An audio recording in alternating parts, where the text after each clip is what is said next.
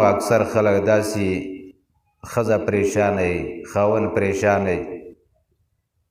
او کله ناکله یو ډاکټر پسې ګرځي کله ناکله بل پسې ګرځي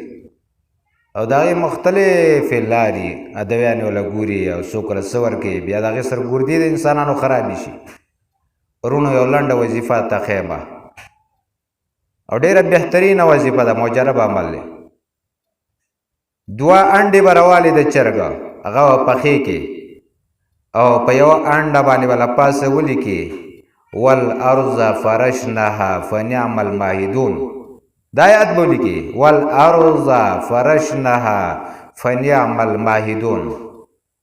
په دویمه انډه به ولیکي والسماء بنیناها بأید وإنا لموسعون دا په مارکر باندې او پین باندې بل پاسه په دې انډه باندې ولیکي